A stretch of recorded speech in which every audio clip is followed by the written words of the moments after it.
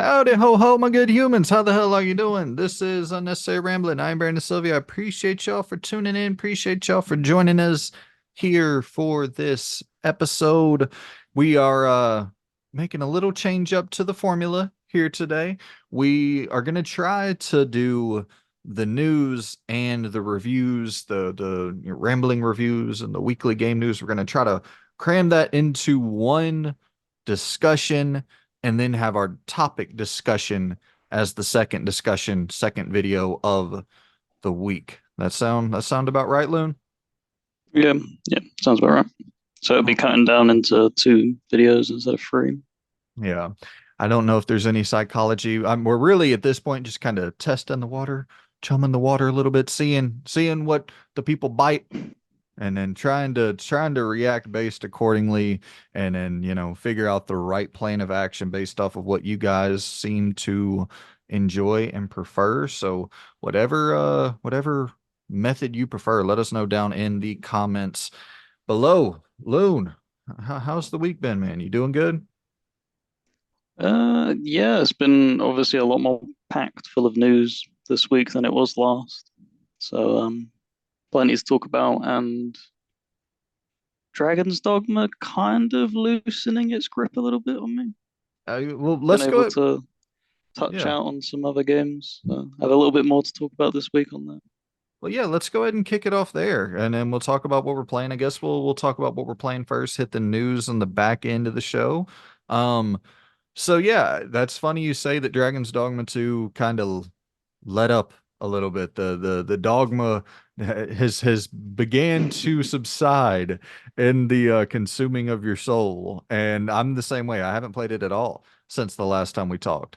Mainly, if I'm being completely honest, it was mainly just where I was like, all right, kind of content related purposes for me. I was like 3 weeks in a row of an hour long Dragon's Yeah. Dogma 2 discussion. I was like, I don't know if the people are really gonna vibe with that too well. So I haven't played a single drop of it. I'm still 30 hours in. I still have it installed on my PS5, so I will be going back to it at some point. I do want to still play through the Archer and Sorcerer. I think my Sorcerer is like seven out of 10, and I haven't began the Archer yet, so I'll definitely be going back to it. So what happened with you? Why did you end up checking out of it? Um, I guess how to explain it. Like, I need to be playing things on like a rotation basis.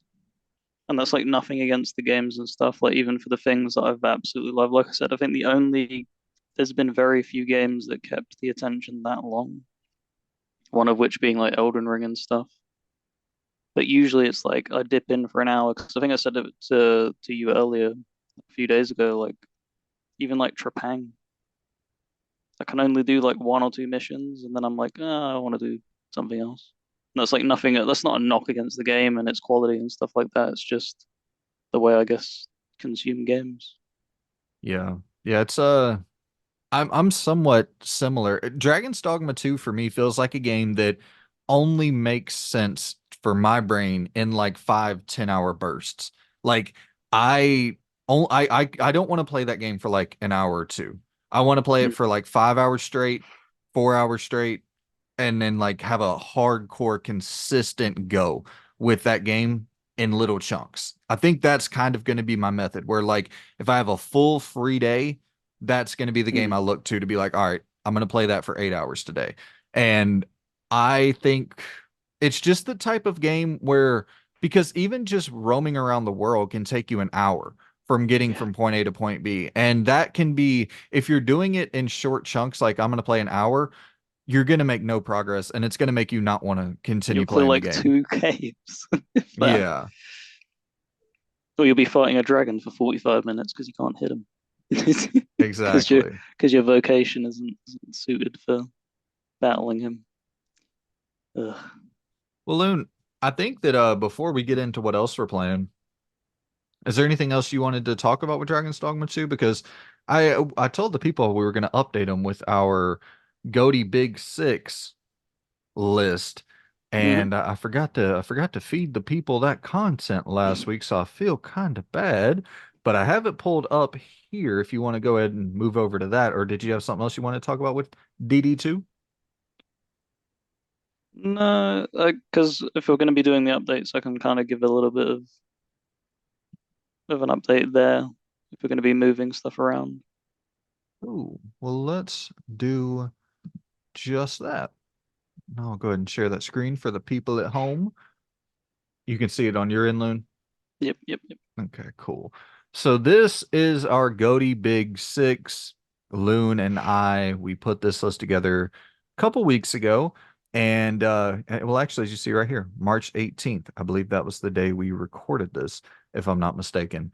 So this was the list we put together, and it was before the release of Dragon's Dogma 2 and Rise of the Ronin. So we figured now, after the dust has settled a little bit, we can come back in here and make any adjustments that we see fit. Loon, I'll kick it to you first. Is there anything on your list that you want to move around? So this is just a refresh. Like this is our game of the years, isn't it? This isn't what we predicted is going to land at the Game Awards, is it? No, this is what we predicted it's going to land at the Game Awards. Oh, Jesus Christ. Yeah, remember, because that's why you have Final Um, Fantasy VII Rebirth at number one. yeah, I mean, but that was me just conceding as well. Like if I could play that and wasn't such a salty guy, you know, that'd probably still be my game of the year. Well, even like Helldivers 2 down here, you know? Yeah. Yeah. I mean, that still is making waves, to be fair. I'm happy with that Dark Horse still. No, I know, but I'm saying in terms of like that's not really a game for either of us, Yeah. but in terms of the Yeah. game of the year discussion for Keeley's award show overall, then yeah, absolutely. I think Helldivers 2 is a really good pick for This you. is what happens when you 2 weeks ago content is For sure. out of my brain. Ah so with Dragon's Dogma 2, I I think it definitely at least climbs up to third for me. Like and maybe even second, like thinking because like yeah, I'd move it to second. Second. Yeah. Nice. All right, DD2 And I moving say that on up in the because world. we touched upon like the sales figures, right? I think it was last week on what was doing well in like America. And like Persona really isn't doing too hot. Infinite Wealth seems to be kind of struggling. I think Dragon's Dogma 2 is just a lot more accessible as well to get into than like a fully fledged turn-based JRPG. They're just not well, you see it like Final Fantasy going with the remake route and stuff, going like basically full action oriented. Totally. Yeah. I I, I I'm actually gonna go opposite of you. You made the smart play of having Rebirth at number one. I Yeah, I'm gonna move Dragon's Dogma 2 down to I'm just gonna go three. I don't think it's like some crazy big, drop off or anything like that. But I guess I'll go ahead and list out the games. For my game of the year, I have Elden Ring Shadows of the Erd Tree, what I think is going to win game of the year in December at Keeley's Award Show. I have Elden Ring Shadows of the Erd Tree at my number one. I think the second place vote will be for Final Fantasy VII Rebirth. Third, I think I'm going to go Dragon's Dogma 2. So Dragon's Dogma 2 for me, I think the performance issues on PC seem pretty god awful.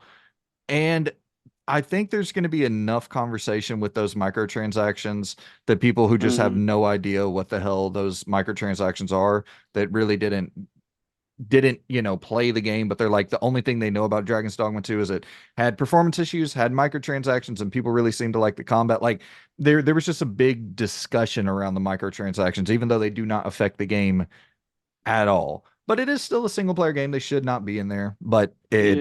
yeah, it's weird how Resident Evil gets away with it. I mean, it's weird how every other Capcom game gets away with it. But what I was gonna also mention is, funnily enough, Elden Ring had woeful PC performance issues at launch. and that also launched in like a similar time frame of like early in the year, I believe, right? Yeah.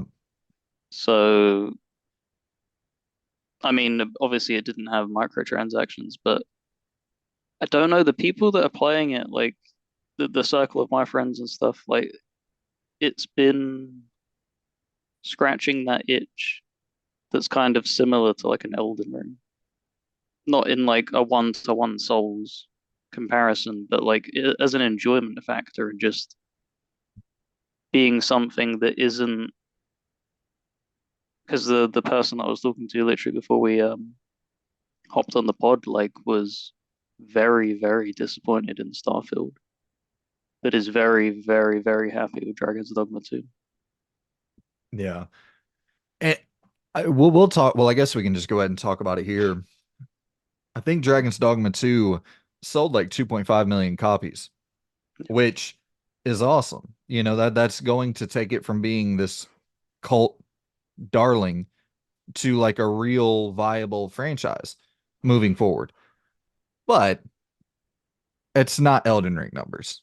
No, It's not even close no. to Elden Ring numbers. And so I think that's my big sticking point in terms of this end year discussion. Like there was just there was a force behind Elden Ring. People by the millions and millions and millions were playing that, and it just continued to climb. It seemed like there was no drop off month after month, week after week. And I don't think Dragon's Dog. I can already tell that Dragon's Dogma 2 is not going to No. have that sort of tail. And there's just not. I'm going to be real. There's just not enough content in that game for it to even really have that sort of long, long tail discussion water cooler about all these different moments. You're not. There's not enough moments to be had in Dragon's Dogma 2 to warrant those sort of discussions to last months and months and people doing 8-hour lore breakdowns. I No. mean, yeah, No. it's just it doesn't have that sort of staying power. It's not going to have that sort of staying power. But it's my game of the year right now. I fucking absolutely love it. I think it's some of the best combat ever. But yeah, it's not gonna. I don't think personally it's gonna be. I think you're actually probably right. I think I went a little bit too potential gazing at the stars trying to glean something off in the future with Elden Ring. I think you're probably right. Final Fantasy VII Rebirth I do think is going to win. But I'm going to keep Shadows of I the don't Archer.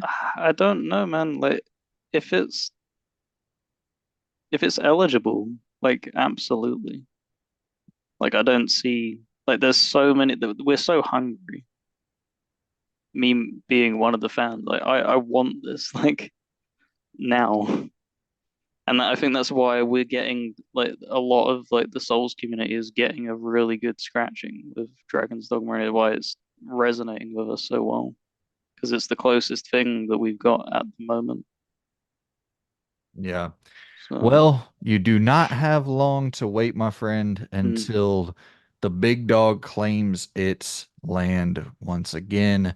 But are you good with your list? You locking in these six for the time being? I'll keep that for now because this is going to be something that we said we were going to be updating. Yeah. So when it releases, I reckon I'll give a verdict then as to Nice. whether or not it then robs one of the six out of yeah contention. So Loon's list is as follows. He predicts that Final Fantasy VII Rebirth will win Game of the Year. Second place vote will go to Dragon's Dogma 2, third to Infinite Wealth, fourth to Hellblade 2, fifth to Avowed, sixth to Stalker 2. My Game of the Year prediction for Keeley's award show is Elden Ring at the number 1 slot, Rebirth at the number 2 slot, Dogma 2 at the number 3 slot, fourth place, Infinite Wealth. Fifth place, Hellblade 2. Sixth place, Plucky Squire. And then our dark horse, mine's Dragon's Age 4. Dragon Age 4. And then Loon's is Helldivers 2. And then our big wish games that we really, really, really hope can kind of be of that game of the year quality. I put Star Wars Outlaws, Loon put Elden Ring DLC. So that is the list. And we'll hop back over here to chat about what else we've been playing, man. Loon, you've been kind of like you said, just sort of hopping around, checking out a bunch of different things. hit the good people with something else you've been checking out? Yeah, I mentioned Trepang earlier. I actually ended up finishing it, surprisingly. I just blitzed Nice. through it this morning. Um, Man, what a weird game. Just, if I'm not mistaken, it's from some of the original creators of Fear, is it not? I have no idea. It definitely would make Because sense. It's just like it Fear. has, yeah, it has like a massive backbone of being like a Fear game, and then it just goes even, it just doubles down on like the weird and craziness because it feels a little bit like it's touching on themes that, how to explain it, like control, but you're not like Jesse, you're the Yeah. people who she hires kind of thing. It kind of feels like that. And yeah, just a very weird game, but really, really enjoyable, really fun. Some of the best like first person shooting like combat from like a lower budget team in a very long time. Yeah. Yeah. I played through it last year and it's it, it feels like a throwback in a lot of ways to that PS3 360 era where it's in and out of your hair in 6 hours or so, and it Mm. tells a somewhat competent story, but it's really there to be gory as hell, just Yeah. shooting limbs off of motherfuckers, and it's a straight up. I mean, it's a straight up gore fest. It's one of the bloodiest games you'll ever play in your life. Um, and yeah, it's not as good as Sphere, but for a modern day Fear clone, I think it's about as close as you could possibly get on a double A, or I believe it's double A. It's as close as you can get on a double A budget. I really hope we see more games in this 5 to 6 hour mark from the double A space that look like this, play like this, because man, it's such a welcome treat to play through something that is not trying to be all consuming. You know what I mean? It's so Yeah. crazy that with single player games, like I don't know when this trend happened where everything wants to be 100 hours. Like, dude, 5, 6 hours, cool story, getting to blow shit up. Absolutely. It wasn't a full $60 release, was it even? No, I It think it was was a, 39. yeah. So it kind of justifies the short playtime. It has a really chunky amount of replayability as well if you're liking challenge and stuff as well, because it Yeah. locks certain upgrades and stuff like that behind beating certain missions under certain difficulty settings. It's a hard game just on normal. Mm. I mean, Yeah, there were some brutal spikes. yeah. The section where you're in that mansion towards the end, and I know like I hate looking stuff up on YouTube, but after I finished it, I looked it up and I was like, oh damn, I kind of wish that I would have did it earlier because there's those two crates right by the entrance, and you can kind of just cheese your way through that entire section. I mean, I don't know, I probably spent 45 minutes just trying to figure that shit out where I think it's the helicopter that you have to take out, and that was a batshit crazy. That took me a long time to figure out. Mm. Yeah, slow mo is your friend in that game, big time. Yes. And I guess Obviously, that's the pulling the thing. inspiration from Fear. That's exactly what I was about to say. That's the thing. It takes a lot of those main core mechanics from Fear. Um, and there's stealth takedowns as well in Trepang 2, if I'm not mistaken, right? Yep. Yeah. Yeah, shit was Yeah, there's not only that, they have like a really aggressive like ragdolling mechanic where you're able to pick people up and like you can snap their neck.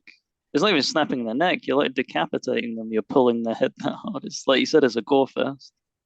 You can like arm the grenade on them and then throw them at enemies and everything. It's got really good uh first person shooting combat that's really varied. yeah. And well, never mind. I guess that's sort of a spoiler. Well, no need to spoil fucking Trepang 2. It's not like it's a juggernaut of a It's like story. it's also very, very short.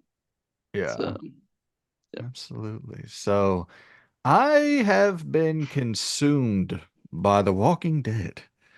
I can't quit playing this shit, dude. I played through season one and two. I'm maybe halfway done with season three, maybe more than halfway done with season three at this point. I just, and then I should say these are chunky games. Like these are 7, 8 hour games, dude. Yep. I just can't quit playing these things. I love Telltale. I've always loved Telltale. But the thing that I really took away from this experience playing through these or 2.5 seasons, whatever you want to call it, is we didn't appreciate Telltale's writing enough. Like, of sure, the illusion of choice. I've heard it. That's the thing. Is like it seemed for every good thing Telltale did, there was always some sort of counter argument or some sort of complaint. And I think I even kind of fit into that as well as a Telltale fan. There would always be some, and that's just the nature of criticism, whatever. But like Mhm. man, they just write really compelling character arcs, and you really get invested. I can't tell you a Telltale game I've ever played that I wasn't at least interested somewhat in the characters, Mm. within the story. And The Walking Dead season one, I won't really talk about season two or three a lot because it even just talking about the base premise of season two spoils season one. But man, season one is it's as good of a story that I've ever experienced in gaming. It's up there with the greatest of all time. And it makes sense playing through it now to see that this is the game that sort of revitalized the adventure genre. Mm. There weren't many point and click games still coming out. There weren't many adventure games still coming out before The Walking Dead sort of kicked it back into gear. And once again, that's just another sentiment of Telltale really doesn't get enough credit of like this whole idea of, choice based, choose your own adventure games. Like they really took that to the mainstream with The Walking Dead season one. And a game like this to be like considered game of the year contender, it, it's it's remarkable, man. It's remarkable for something that is on the surface so simple to hit so goddamn hard. And for those of you who don't know, playing as a dude named Lee, you're being arrested for murder. Your wife was cheating on you, and you ended up killing this like politician dude, and you're being taken to prison. And as you're on the way there, the cop runs over a zombie. And he thinks it's a human, whatever, but it's actually a zombie. It's like the first you've encountered this outbreak that's taking over civilization, and you end up like rolling down this hill, and you're trying to make your way back to what you presume as freedom, safety. But then you stumble out, and you walk into this house. You find this little girl who's there. Her name is Clementine, and then that's sort of the basis of the story. It's like a Joel and Ellie story. You're taking care. Your name is Lee. You're taking care of this little girl named Clementine, and you are running into different groups throughout the game world who you're hoping to work with, and it often ends in straight tragedy for, and that's the thing, they do not give a shit about killing important ass characters. And that, I think that's the thing that makes it so tense and it makes you so just engrossed, is that at any moment it feels like the stakes are at 11. Like Mm. it can be just random walking, you're just walking, it feels like nothing's gonna happen.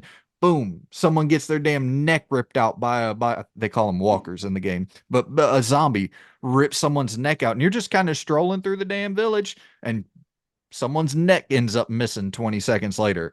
The stakes are so high in the most mundane moments. But yeah, I won't go on too long with this. I'm sure most of you, I'm way out of the loop with The Walking Dead. For one, I don't have any interest in The Walking Dead, the franchise. So I kind of was like, I'll play The Wolf Among Us. I'll play Batman. But man, I was sorely, sorely mistaken, Loon. Because you're not playing as, I should say that, you're not playing as Walking Dead characters. Like these are all brand new characters that were invented for this specific story. It's completely standalone. It's essentially just The Walking Dead. It could be called anything. It has no real attachment to The Walking Dead, so it's its own standalone story. And holy shit, it hits hard. Have you played this, Loon? Yeah, I finished them all apart from the final season when they were kind of going through their development woes and kind of shutting down as a studio. So it Yeah, kind of felt messy and I couldn't really get into that final season. But yeah, no, that first season is probably I don't know if it would be the best for me because I really enjoyed the New Frontier that they did. that's the one I'm on now. Yeah.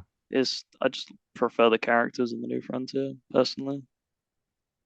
Um, but no, that first season is gut wrenching. Like it's not even like you don't get a single episode in that season where it's just like, okay, here's a bit of like downtime and it's happy. Like every single episode, they're just met with adversity constantly and Yeah. just emotionally harassed for 8 hours. It's so crazy too because like you get so invested that you like start you almost adapt this like primitive mindset where you end up looking at your group as you end up looking at your group as like not who I should save based on empathy, but who I should save based on like the likelihood of increasing my chances of survival. And that's a wild thing to like get in that headspace with a video game where it's like, you know, okay, I should say my heart's telling me I should save this kid, but in reality, we should probably fucking drop a bullet in this kid's head and save the dude who's like able to fix cars and who's you know like it really you start kind of adapting to this fucked up ass world that you're thrown into and it's a really dark and that's the cool thing about season 3 which you just touched on the new characters it's so schlocky and dumb and like it's season 1 is so depressing and hardcore and dark. Season 3 you got like love triangles and you Mm, got so much cornball shit but it's so like it's such a welcome treat because season 1 and 2 are so yeah, heavy. There's and season 3 has heavy moments as well but like I mean, season 2 is like next level dark in terms of survival. You're putting stitches through your own arm and uh, yeah, I won't spoil anything. There's some dark moments in season 2 and yeah, season 3 they switch it up, give you some new characters to play as and you know characters from the past that you're going to interact with as well. And yeah, I'm really enjoying the silliness of season 3, but there's some technical issues. Like my characters have strings attached to them. The game froze on me twice. Like there's some you can start to see Telltale going through yeah, there. Yeah, yeah. Because I think that's something that I mentioned in a previous week of having finished Game of Thrones on the 360. Man, their game engine they used was really outdated even when they were using it. Like, yeah, they really needed to upgrade that thing. I think that probably would have maybe kept them relevant as well as ditching the episodic, you know, we'll release it because that really did not work. That killed them. I think it killed the Expanse last year too. Yep. It just doesn't it's not a model that suits games. Like even Hitman couldn't pull it off, really. Like No. the games are constantly being thrown at us on like a weekly basis. What's the likelihood that, the majority of they will just move on? They'll be like, oh, okay, well, I'm not gonna come all the way back and re-download a 80 gigabyte Hitman game to play one mission. It's yeah, Yeah, well, and I it's a mean, really bad monetization model. yeah, and it's like I honestly don't like it for anything because I have awful memory. And when I have to wait a week or 2 weeks or a month to see the next episode, it's like, dude, I'm not gonna remember that shit. I'm struggling with X-Men 97. I've been watching that. And as great as that story is, like I often have to kind of, read through a recap of the previous episode just to catch myself back up. But that's probably more of a me issue. I have awful short-term memory. But yeah, shout out to The Walking Dead. I can't believe I slept on it for as long as I did. And I will absolutely. I'm gonna play through season 3. I'll probably finish that up. I'm playing through it in, 3, 4 hour increments. So they're about 7 hours. I'll probably finish that up tomorrow, and then I'll. So I thought that there were 5 seasons. There's only four, You had one, two, the New Frontier, and then the last one, right? four, and then you had Michonne had her own spin-off Yeah, and set. that's based on actual Walking Dead characters, right? Yeah. So I won't be playing that. Fuck that shit. I mean, it's pretty good to be fair, the Michonne one. Is it? Yes, it was one of the stronger ones, but that obviously probably comes with the thing of me knowing the character as well, where they can Oh, just so you're a Walking Dead fan? ah, in the beginning I was no, it's uh, very, I guess, very vague spoilers. The way the plot went with that, they had something really interesting going in season one of the TV show, and then they unveiled it at the very end, and then it was just there's nothing that they can do basically. So it kind of eliminates the point of trying to fight for survival in like the normal sense. You're just yeah, you just have to deal with this new world, and then they just kept recycling plot points of like you go here, it's a really arduous journey. You get the shit beat out of you. You lose two characters, you gain two characters, and it was just this season after season after, and I was just like, I really don't care. Yeah. I really don't care, and I don't understand how they got like 11 seasons out of that before they were like, yeah, okay, I guess we'll stop that. Here's a spin-off of The Walking Dead, guys, and it's just like Jesus Christ. I will say to the New Frontiers credit, I think that's the most where I felt like anything can kind of happen. It feels much larger, like the stakes, the scale feels much larger. And it also feels like my choices matter a lot more in A New Frontier. There wasn't you weren't making many choices because like I would make a choice and then read up, after the season of how my choice would actually impact this moment. And there really wasn't a ton of impact in the first 2 seasons at all.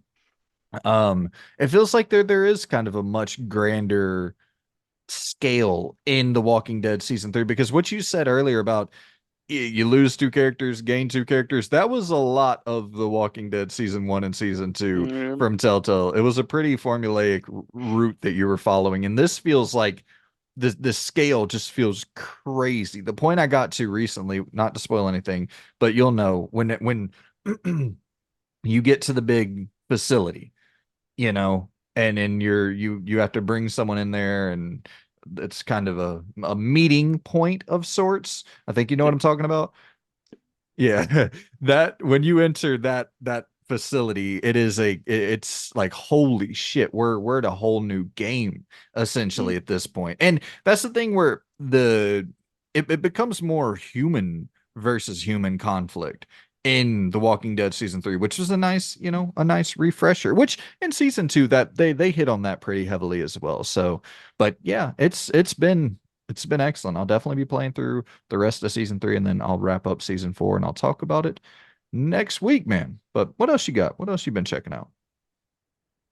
Um, something I don't know if you've heard of this. It'll be something different, kind of. Um, was itching for like an actual Souls-like. So instead of jumping back into Lies of P and finishing off that 100% because I'm a little bit burned out on that. Was looking around at maybe some that have flown like under my radar and stuff. And there was this one that was kickstarted, I think, a few years back, and it had only recently come to consoles, and it's called The Last Hero of Nostalgaia. I don't know if you've heard of it. I haven't. And it's such a treat. Like Is don't it? it's really clunky, don't get me wrong. It's obviously made on a budget, but it's oh my God, it's you have a narrator with you the whole time, just berating you and just putting you down constantly for like the things that you're doing and just saying like you're not the one and stuff like that.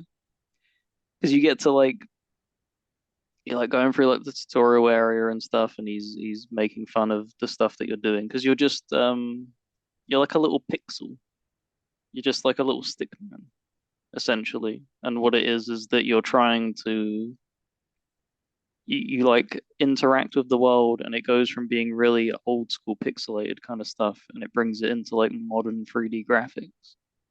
And he's like, Jesus Christ, you're the hero? Really? You you're what we've got as our last hope? Okay, I guess you'll do. You like Nice. go through and you're doing all the stuff and the combat. And it's got like little references to like Dark Souls, even like places and stuff. And it's the real treat. And you get to like the first boss, you interact with it, and it's just like, receive your blessing so you can continue your journey. And the narrator just shuts you down. He's like, no, you don't get it. No. You have to like fight the boss and stuff like that. He's like, all right, fine, I guess you get it when you beat it. Mm. That's like some medieval vibes, kind of. Yeah, Yeah. it's been really just. I've only put like 2 hours into it, but it's so fun and so stupid. And it also has one of the. I don't know why no other like.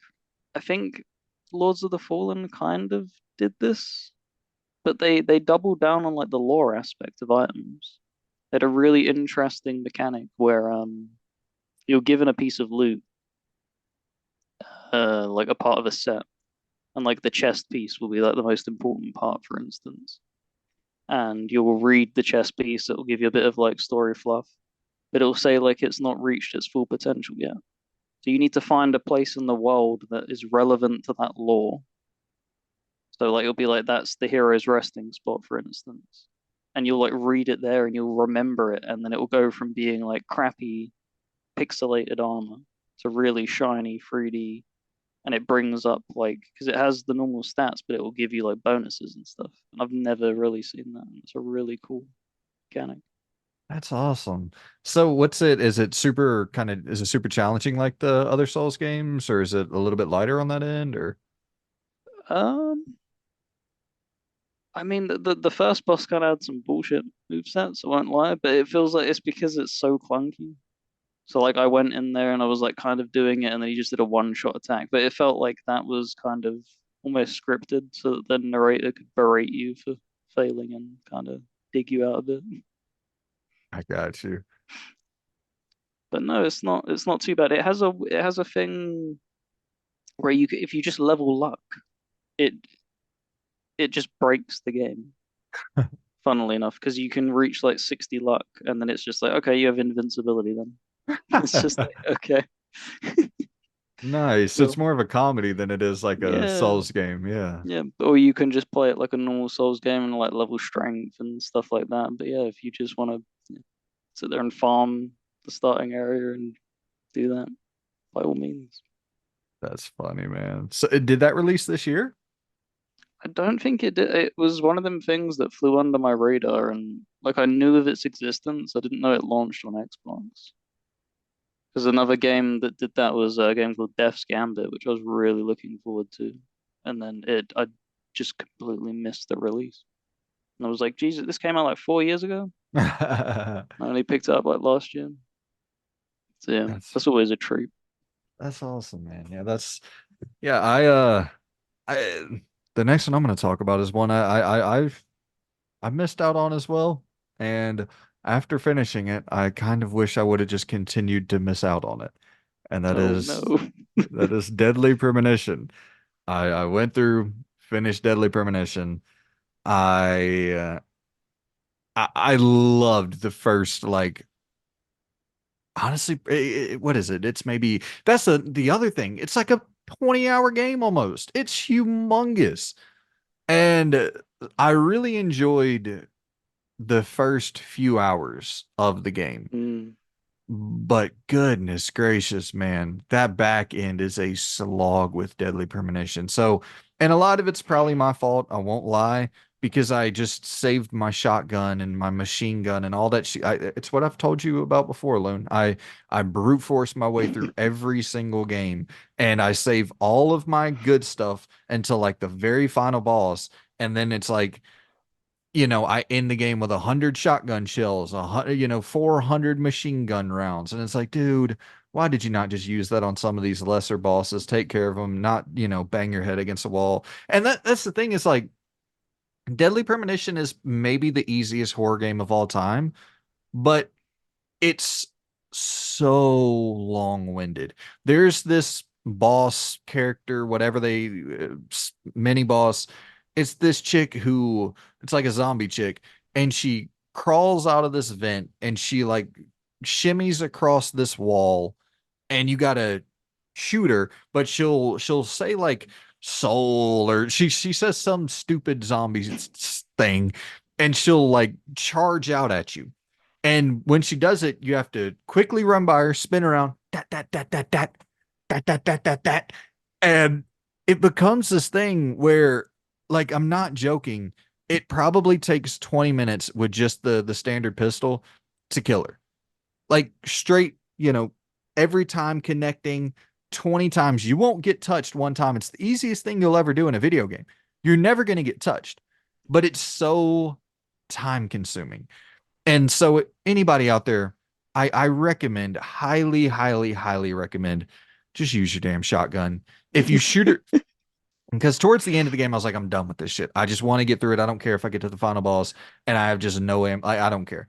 So right towards the end of the game, they had a segment where that same chick, wall crawling chick, they threw five of them at me. I'm not joking, dude. I would take out one and I would go a little bit down this corridor. They would throw another one at me. Take out that one, another one. It was just straight up fluff. For no reason, this already extremely bloated corpse of a game, they're throwing these things out to make it even longer. I was like, nope, shotgun. Boom, one shot. It takes maybe, okay, so it's one shot, and then she climbs up to the ceiling, another shot on the ceiling, she falls. So it takes like 7 shots and she's done. So use everybody. If you're gonna play Deadly Premonition, you know what? I drop the damn thing to easy. Because even on normal, it's an unbelievably easy game. You're just gonna save yourself tons of time, or I imagine you're gonna save yourself tons of damn time just by not having to, slog through these 20-minute sections. And that's the thing. I recommend booting the game up on easy from the get go because you cannot change it. When I started the game off on normal, had to play through the Oh, entire thing that way because I could not change it. And if you, well, I guess it kind of becomes this thing. If you're cool with just wasting a ton of time, and because there's cool ass shit to be seen in this mhm. game, like it's not just all negative. It's just the combat is dog shit, dude. Absolute dog shit, and so long-winded that it's just not even worth it when all the actual cool stuff that takes place in this game, for one, it's probably the coolest survival horror story ever. Well, unless you consider like The Last of Us and The Walking Dead. But like this is the coolest sort of Resident Evil style story that I've ever really seen. It's so schlocky, but it's intentionally it's doing it in an intentional manner. Like this isn't supposed to be serious, and then it's written as like a comedy more Yeah. than it's written as a horror story. It so you're playing as like think like LA Noir meets Resident Evil 4, but infinitely worse than those games at every single thing that they're trying to do, but somehow infinitely more interesting than both of It's them just as it's well. just a really camp Twin Peaks is what it Yeah. is. That is it. Because he I- even like references it a bunch and stuff like that. And it's just that the guy was a fan of it and just decided to do his own spin. It's such a goofy game, dude. Like early on in the game, I broke this box and I walk over and I pick up this can of pickles and I walk back and I see it's still glowing over there where you can go and pick up an item. So I run back over there. I like, oh, cool. I missed an item. It's another can of pickles. And so I'm like, okay, I guess there's 2 cans of pickles. I run back. It's still glowing. And so it's respawning cans of pickles for you to pick up. And that's the crazy thing is like you have a hunger meter, you have Yeah, a sleep meter. So you have to make sure your dude's sleeping. You have to make sure he's eating. It's a big ass open world game. Like you can go and roam around. You your can do your car driving needs missions. yeah, your car needs refilling. Like it's madness. Yeah, you need to you got to go and get gas. You got to go through car washes. Somehow car washes fix your car as well. Your car's like damaged and a car wash fixes everything. And you go to the car wash and it's like this, kind of skimpy sort of, you know, it's suggestive for sure. A suggestive lady will walk out to you and clean your car, and it's a hilarious fucking video game, man. You sleep at this hotel and there's nobody at all in this hotel but you and the I guess the owner or the yeah, I believe the husband and wife owned it. Yeah. And so nobody's there except the wife now because the husband passed away. And she's like feeding you breakfast and shit. And I mean, just every interaction in this game is unbelievably fucking funny. Did you get Yeah. to the part where the dude gives you a plant? No, I did. I got like you go to the hospital for the first time, and then the police ask you to go to like a park or something, like a woodland area, and I hadn't. That was where I stopped. Like I got to the parking bit just before you got in, and I was like, I'll play something else for a bit, and I haven't picked it up since. Oh, Yeah, it's dude, I don't blame anybody for putting this thing down. I don't blame anybody at all but for I putting was this thing really down. but I was really enjoying it. That's the thing. But I had that feeling of just how long is this like allure gonna last? And that's what I was weighing up because it's like it's really campy, really funny, but there's so much frustration underneath like the hood. Like it's I'm beginning to get like irritated with some of these mechanics. Oh And I yeah. was like, I'll come back probably. No, I don't blame you, dude. I mean, enemies respawn nonstop. Like you kill an enemy, they just pop back up. They can teleport to you. And that's the thing that's you have unlimited resources and shit. And you can just put things in your toolbox and they pile up. You got med kits piling. Like you're never, ever, ever in danger. At least on the normal difficulty, you're never going to be in danger in this game. But it's just annoying as hell how they set everything up. They later on in the game, they give enemies like shotguns and shit. So these zombies have shotguns. And there's a point at the end of the game where it is literally lined up like a shooting gallery and you're the target and you're running through and all these I mean it's back to back to back like six zombies with shotguns who are all aiming at you. And so you have the option. Do I want to sit here, slog through this shit and just shoot all these zombies and hope to God they don't respawn with another shotgun or whatever? Or do I just run through it, get shot a few times, use my med kits? That's what I ended up going with because I was so done. So done with the game. But it, it's wild, man. You have to, if you don't get your clothes washed, you'll start having like flies roaming around your head. If you don't shave your beard and shave your face and cut your hair and shit, your hair's growing all wild, your beard's growing all it's I'm not saying, listen, it's just a little bit more advanced than you would initially understand, and like how the dominoes sort of ripple and fall. It's kind of impressive on a technical level just to be keeping up with all these different stats. Like you said, the gas and the clothing, the shaving, the sleeping, and then all the inventory management. Like there's some impressive things going on here, and it's not like the shooting isn't, I shouldn't say god awful, it's just a bad version of RE4 shooting. You know what I Yeah. mean? Like you can't move your character. It's static, over the shoulder, aim, fire, line it up. It never feels quite as um it doesn't have that same feel whenever you pull off a headshot. Like headshots, it when you shoot an enemy in the head in Resident Evil 4, it feels like you're doing something that it feels like you earned that shit.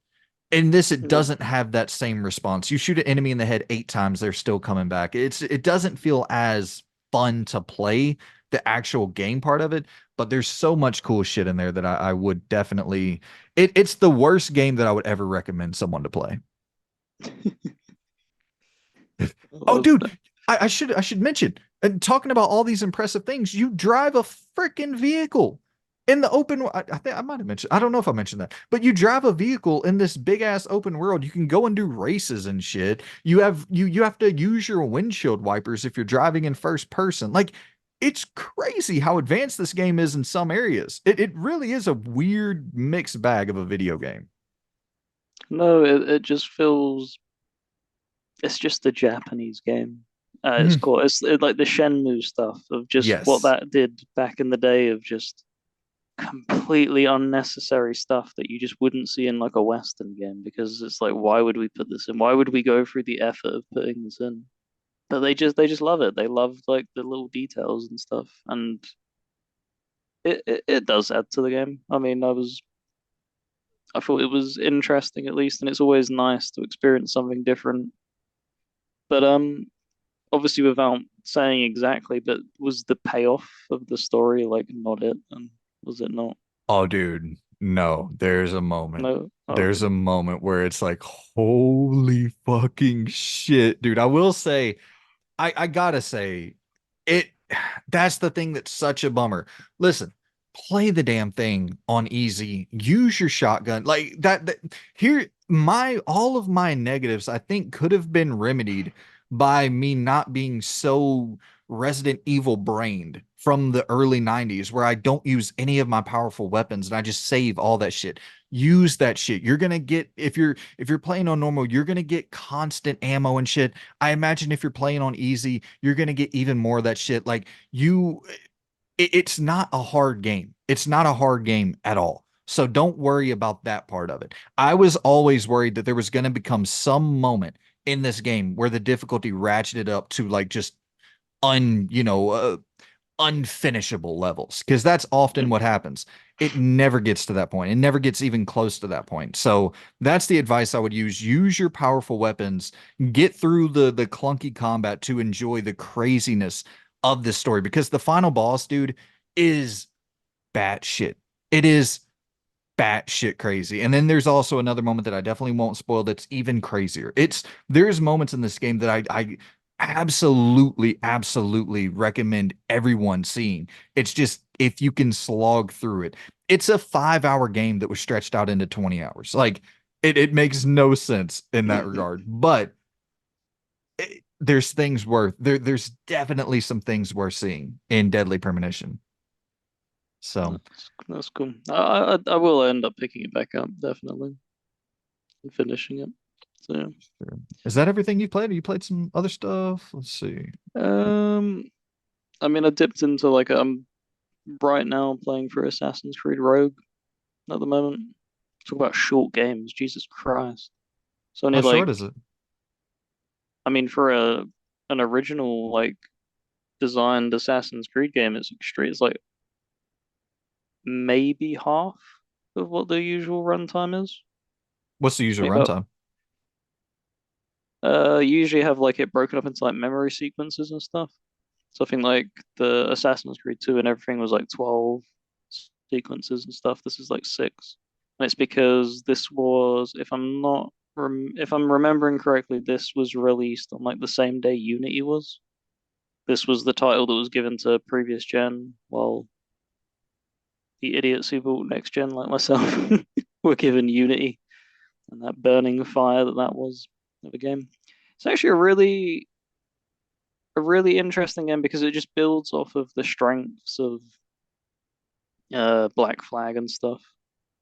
But the story pivots from the usual, you're an assassin, Templar's bad, to kind of giving them a little bit more of a spotlight, where you become the Templar because of the myriad of poor decisions that this Assassin's Brotherhood has been making. Like time after time, they've been just making like weird, not been thinking too many steps ahead. And he's like, yeah, you're like you're meant to be like the good guys, but you're killing a lot of people. This Yeah. this doesn't feel good at all. And because it's tied into like the triangle of Assassin's Creed 3, 4, and Rogue, you have a lot of characters that are returning and like crossing paths and stuff like that. So it gives like it's a nice wrap up to the story and stuff. I don't know how well it ties things, everything together. I think I've got two more memory sequences to go, or one Nice. or two. So, but yeah, it's not very long. It's about probably running about 8 hours, 7 hours. That's perfect for me, man. I look forward to games of If that you're just range. doing if you're just doing the main story quest. Obviously, it's a Ubisoft game. There's a shitload of Copium. collectibles if you want to stretch that playtime out. Yeah. Actually, I have something I wanted to talk about with Assassin's Creed, but I'll let you run through the other games you've been playing and we'll jump into that. Yeah, the last thing is just the F1's been kicking up again. There's a few more races that have been out, so I've been having like a little bit of a racing itch. And the only other thing that I've really been dipping into is Need for Speed Hot Pursuit Remastered. Uh, it's very very simple because it's not even it doesn't even give you like how some of the old other Need for Speed games gives you like an open world game to be exploring and stuff. This is just you're pinging icons on a map and then it just gives you like an 11-mile route or whatever. So it's just pure racing and it's fun. It's there's a lot of races to be doing. I've done the cop because it has a police and a races story. I've done all the police side of stuff and I'm working through the races. But yeah, it feels like a very bloated game. It's very very samey Yeah. because you're Well, talking probably about 130 races with very very similar environments. yeah. So yeah, Well, that actually ties in to the Assassin's Creed thing that I wanted to talk about because if I'm not mistaken, that game's on a deep sale right now as well, right? Hot Pursuit um, Remastered. it wouldn't. So it's always on sale. So yeah, it wouldn't surprise me. So, Loon and I, we were looking through the Xbox spring sale on the Microsoft store, and I was like, dude, this is crazy. I want to at least shout out some of these. I know, we're primarily physical guys, but a sale is a sale. I don't give a damn. If I can get something cheap, I'll happily buy this shit digital, especially for some of these prices. So, I'll quickly shout out some of I bought Assassin's Creed 1 for $4. And so I've been wanting to replay through that classic, trilogy or the classic. I don't even know what the hell you call it, but I want to play through the OG games and get the Ezio story. Is Ezio or does he get introduced in Assassin's Creed 2? In Assassin's Creed 1, it's Altair, and then 2 is Ezio, because Ezio had 3 games for himself. He had 2 Okay. Brotherhood and Revelations to wrap up his story. Nice. So I'm hoping to go through the entire Assassin's Creed like earlier games. I want to play through a lot of those. Is Have one bad? Have you never played 1? I haven't played any Assassin's Creed other than Odyssey and Origins and Valhalla. Man, Oh, and it was Mirage. a it was a very it's not aged well, to just put it Yeah. simply. Like the story, if you can get into it, it's a really good and interesting story and stuff, but it's really not aged well at all. Yeah. 2 is definitely probably the better of the starting points. Well, that's what I've heard. And I saw two was $20. I was like, shit. Jesus Christ. Yeah. Really? Yeah. Oh God, Ubisoft. But yeah, I'll quickly shout out some of the stuff I bought, and then we both put together a list of 10 games that we recommend from this spring sale. That's just crazy prices. But I want to shout out a couple of the things I bought real quick. I bought Borderlands 1 for $10. I've never played any of the Borderlands games, so I'm kind of curious especially now with all this Embracer Gearbox bullshit going on, I kind of want to see what is What well, I should say I played Tales from the Borderlands, the Telltale game, but I never really cared for what I saw from Borderlands, the original series. But I don't know. I kind of, for some reason, I want to check it out with all the news and shit going on. I bought Symphony of Night, Castlevania Symphony of the Night for $3. A damn, $100 physical game, $3 quick fast on the damn Xbox store. Mafia 2, I bought for $8. Riders Republic bought for $10. Prince of Persia, Forgotten Sands for I think like $4. I mean, dude, there's some real good shit on that. I saw Suicide Squad. We talked about that half Yeah, off already. So anybody who's been waiting to pull the trigger on Suicide Squad, I'm still waiting a little bit longer. I want to buy it for $20 or less is my price point, but $35 for Suicide Squad, Kill the Justice League. It made me think. I really debated it. yeah. It's crazy how quick that game dropped. Jesus Christ. It's not even been a month, yeah, is it? Of being out. When did it come out? February? Yeah. It's been a little bit, but not long at all. Not Mm. long enough to be. I mean, you're looking at Baldur's Gate 3. They have Baldur's Gate 3 on that sale, and it's like 5% off. Yeah, I was about to say it's like $5 off. Like, go on. You know you want it. That's so funny, man. But yeah, we put together a list of 10 recommendations. You go ahead and hit your 10, and I'll hit my 10.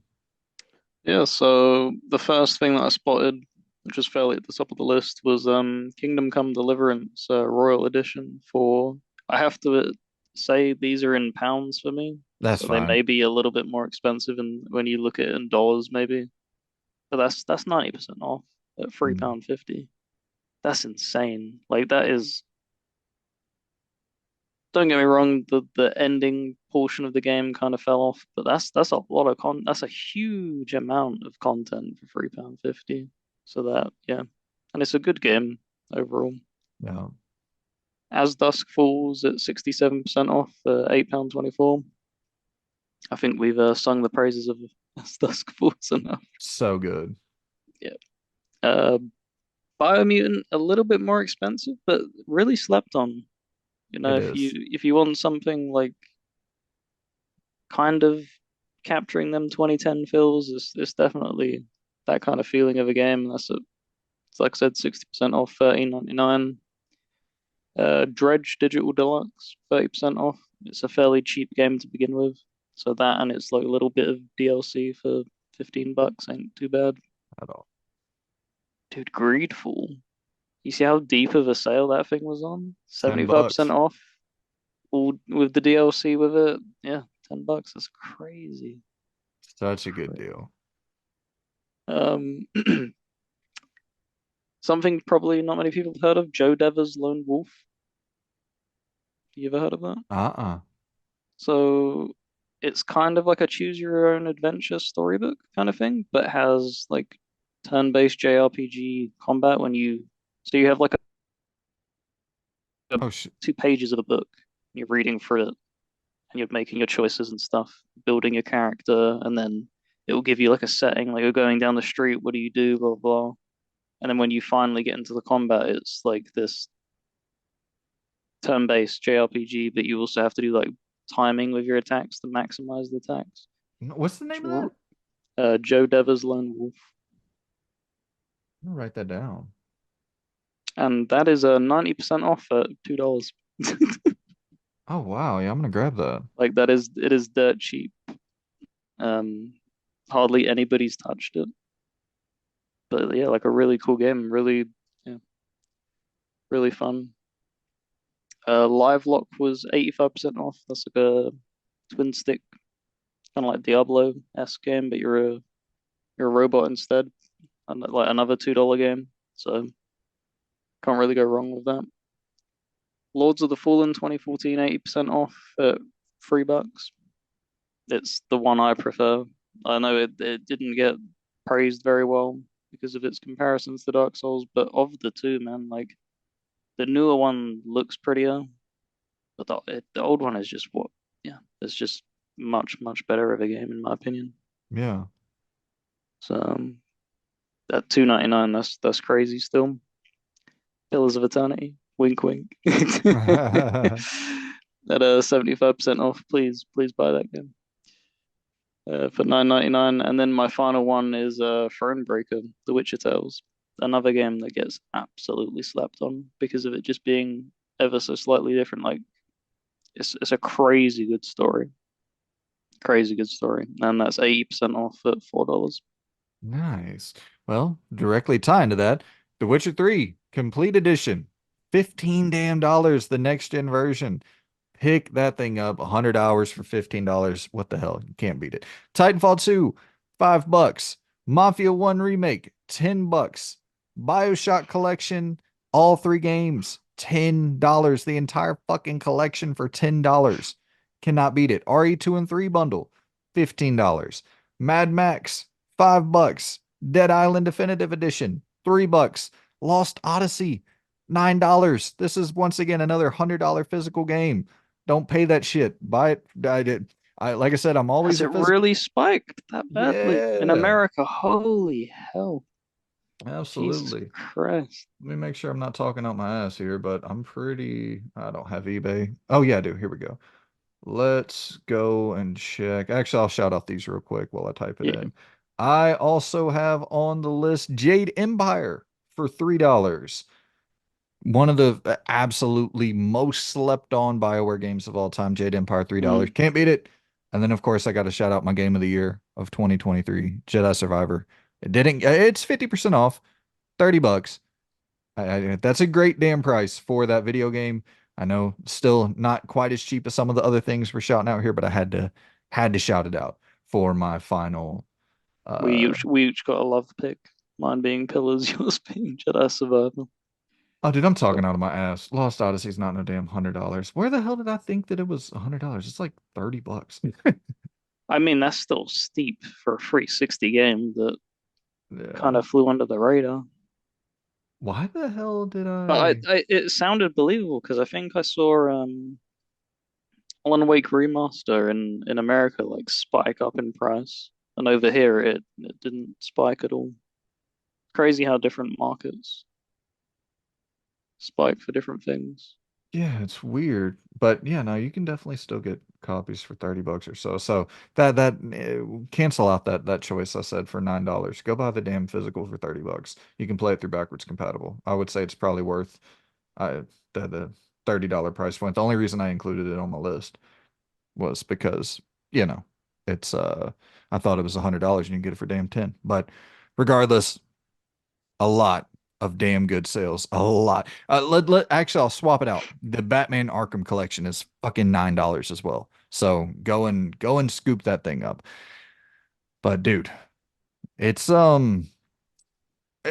big ass news week. So we have a lot of news to get through this week. Um I'll kick it to you. Is there anything in here that you want to talk about first from the news section? Um, no, I don't really have like a. I don't mind where we kick off. What's that? I said I don't mind where we kick off. All I right. haven't really got anything that was like I need to shout to the heavens this. Well, I guess we'll start it with a fairly simple one here. We have some state of play rumors. Mm. Supposed to be a state of play in May, according to Jeff Grubb, fairly reliable source. He's had some stuff wrong, had some stuff right in the past, and it's looking like we shall be getting a state of play or a showcase in May. He said he's hearing more about a showcase than a state of play, but obviously that could be just wording, interpretation. It could, who the hell knows? I'm hoping to God it's a showcase. I think we are in desperate need of an actual PlayStation showcase. We know nothing about the slate of PlayStation games for 2024 and beyond other than Concord. Uh, I think that's it that we know about for 2024. There's rumors of an Astrobot game that's supposed to release this year, which I, Doesn't do I much. I don't think anyone's really screaming for that. do not think that's going to move the needle at all, Loon. Do Mm. not think that's going to move the needle whatsoever. But, you know, Silent Hill 2 was just rated by the ESRB. So I definitely imagine that's going to get its official release date. I would suspect fall 2024 for that. And then I guess Concord would be the other big game. And I would assume I assume it's not going to come out this year, but I assume we'll get our first look at gameplay at least, and then it'll get pushed back into 2025 if it ever comes out at all. Um, yeah, and then Ghost of Tsushima 2. That's really what everybody wants to see Yeah. is Ghost of Tsushima 2 with like maybe a 2026 date on it. That would be very, very nice. I don't know. I have no idea what the fuck is gonna happen. But it's nice that we hopefully in a month we should have some idea what the future of PlayStation holds. Yeah, I'd like to see a little bit more of that Silent Hill remake, like a nice like extended uh cut bit of footage of it because I'm sorry, like, I really don't have faith. It's Bloober doing it, right? Yep. Just to make sure that I don't just start slating Bloober. I just they they don't strike me as a team that can pull it off. And I'd Nope. love to be proven wrong. Like I'm always willing to just, eat my own words and stuff like that. But their track record really doesn't do anything for me. Like I don't like their first person games really all that much. The one that I probably enjoyed the most was Observer, and then even then it was very, very boring for a majority of the runtime. And yeah, I haven't really touched because they did was it the Medium as well? Yep. And that was even like exclusive to Xbox for like a while. And even then, I was like, I really just don't care.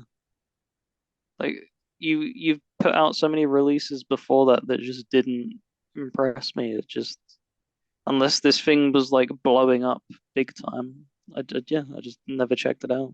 I don't think I missed out on anything. I'll say this because I agree 1000% Loon. I have as much faith in them as I have in fucking Suicide Squad before it came out. Like I really do feel in a similar vein in terms of my expectations. They are on the floor. But to be fair, Silent Hill has never been the combat has never been good. The Mhm. atmosphere and story is everything. Bloober excels at atmosphere. Layers of Fear, The Medium, Observer, all of those games, 10 out of 10 atmosphere. Story, it's already wrote. Do not touch that damn story, Bloober. Leave it alone. And if you can nail the atmosphere and just take the story that's already sitting there, served up on a silver platter, because the combat, it looks like Alone in the Dark. It'll be fine. If it's like Alone in the Dark for the 2024 game, that'll be 100 times better than Silent Hill 2. 100 times better. So let's hope for the best with that. I really do. I hope for the best because I know Silent Hill fans are batshit crazy, especially for Silent Hill 2. So I'm hoping for the best because if not, boy, Bloober is going to get flamed. And also, I think that Konami deciding to make a combat trailer is a wild choice for their last trailer. Like to have a specific combat focused trailer, we did need to see gameplay, but like they even called it combat trailer. Just call it gameplay trailer. Like so bizarre. Yeah, it's because they want to appeal to a wider audience. Like I don't see because if they kept the combat, for instance, the same as the original Silent Hill 2 in its original state, people would pick it up and be like, "This doesn't play anything like a Resident Evil remake. I don't want to waste the money on that." That's what like I'm envisioning. A lot of people are going to be looking because it's a remake. This isn't a remaster or something like that. Like it's a remake. That's the level, that's the bar that's been set, unfortunately for them. Yeah. So that's what people now expect. That's what we expect from these third person over the shoulder old school horror games, and yeah, I don't think that they'll end up reaching that at all.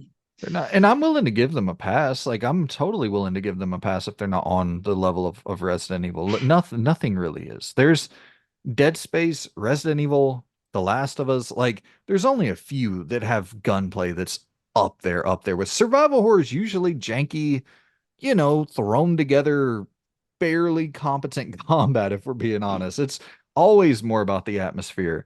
And yeah, I'm willing to give them a pass on that, but I'm hoping we finally get a real release date, hopefully for October this year.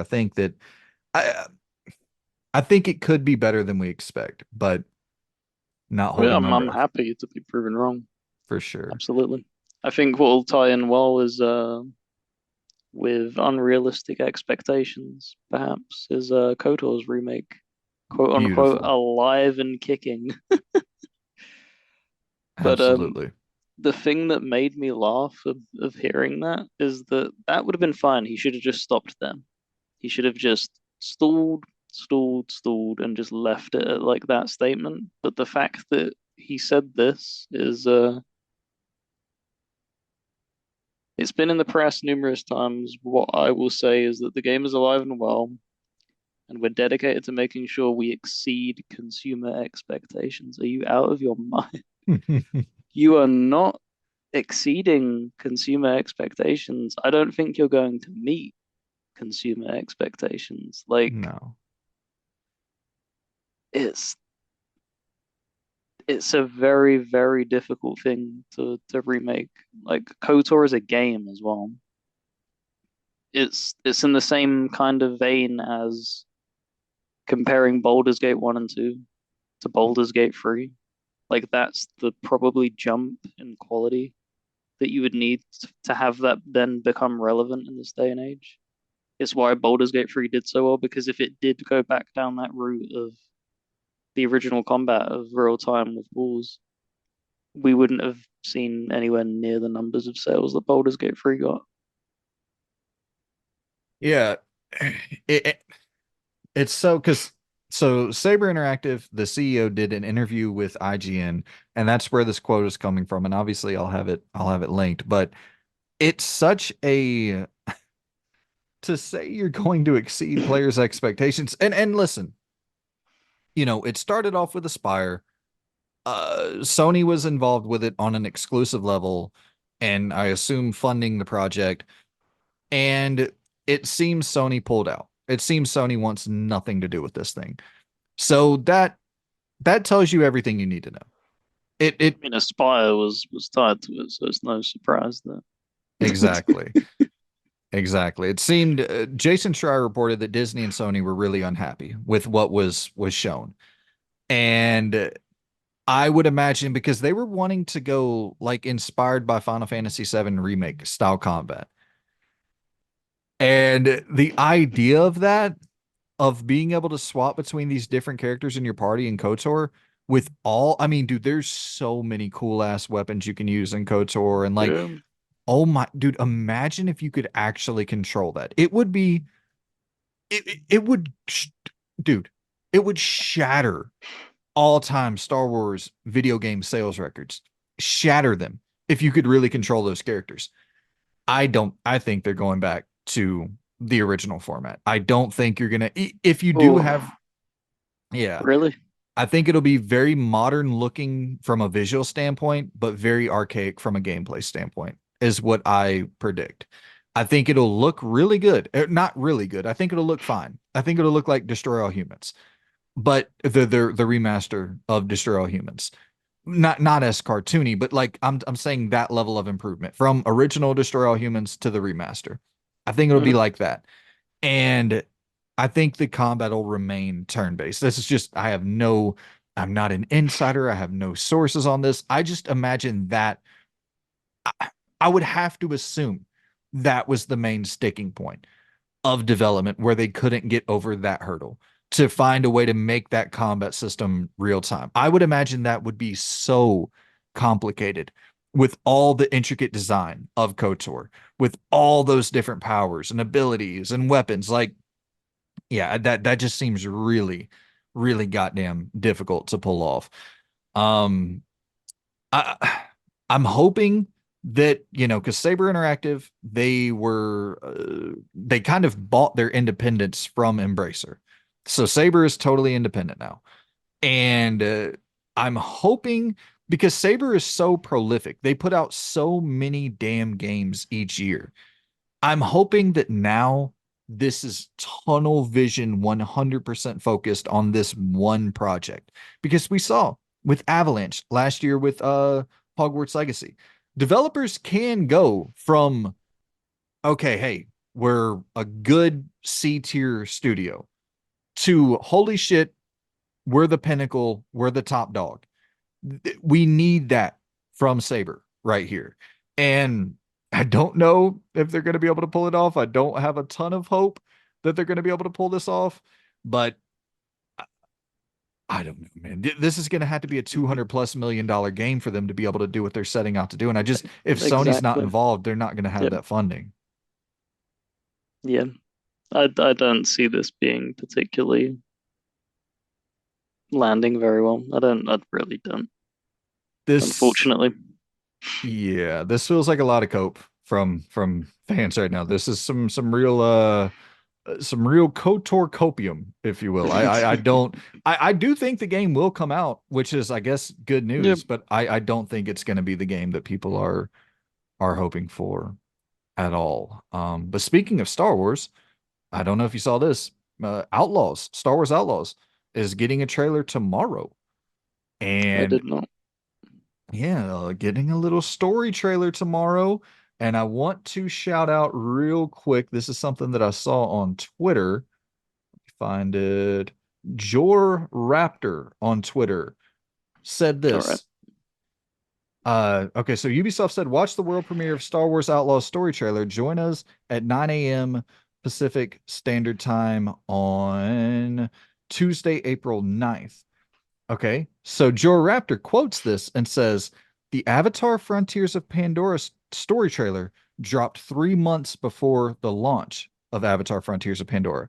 Assassin's Creed Mirage story trailer dropped 4 months There. before the release of Assassin's Creed Mirage. Far Cry 6, 2 months.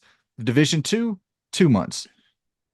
Jedi Survivor, 1 month, which, is EA, but still, Ubisoft has a track record here of dropping their story trailer, and then a few months later, a couple months later, the actual launch of the game. So could we see, we've talked about this a lot, could we actually see Outlaws come out this year? It's kind of looking Yeah. more No, and I more believe it. possible. Especially coming from him as well. He's got extremely strong ties with Ubisoft. He covers a lot of the stuff that they do.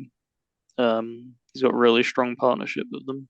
They usually give Nice. him codes and stuff, and he does extensive stuff. I remember when Odyssey was like really, really popular. He was like checking in on it weekly and stuff like that.